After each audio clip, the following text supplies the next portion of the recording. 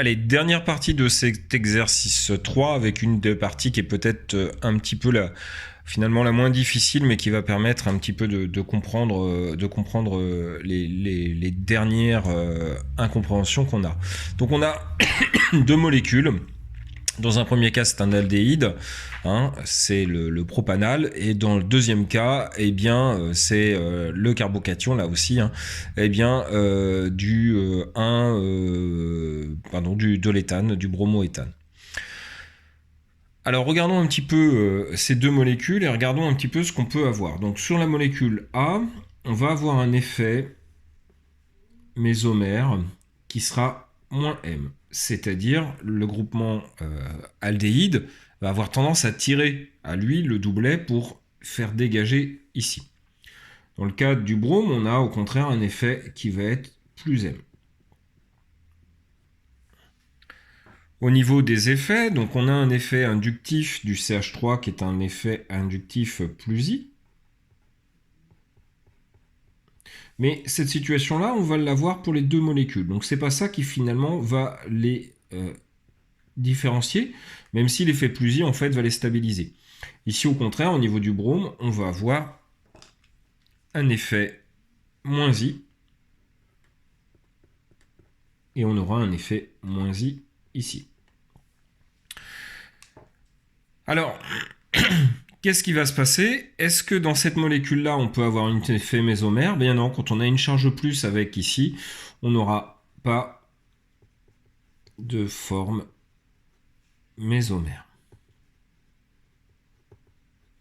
Par contre, dans cette situation-là, on va avoir, dans le cas de B, on va avoir l'existence d'une forme mésomère,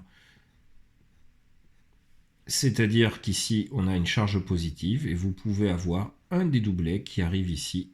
C'est l'effet plus M du brome qui s'exerce pour créer, eh bien, c'est pas classique, mais c'est un halogène avec une double liaison et un doublet et deux doublets, et dans ces cas-là, vous avez une forme positive. Donc, l'effet mésomère délocalise la charge, il stabilise notre situation, et donc on a B qui est plus stable que A.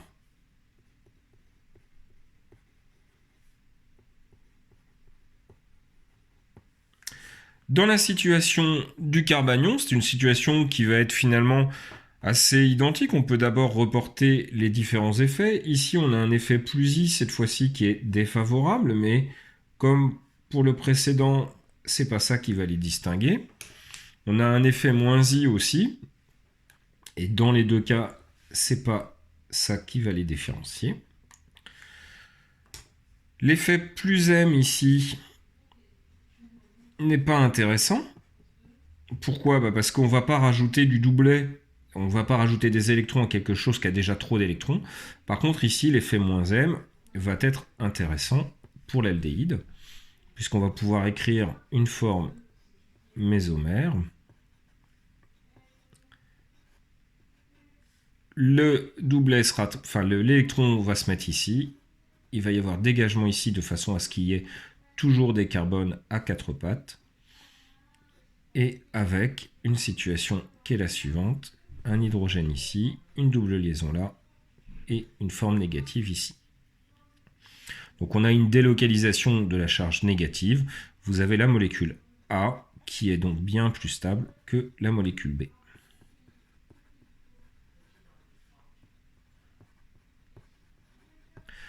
Et donc voilà, pour cet exercice 3, qui est un exercice dense, et qui permet un petit peu de comprendre les différentes formes mésomères. Au revoir.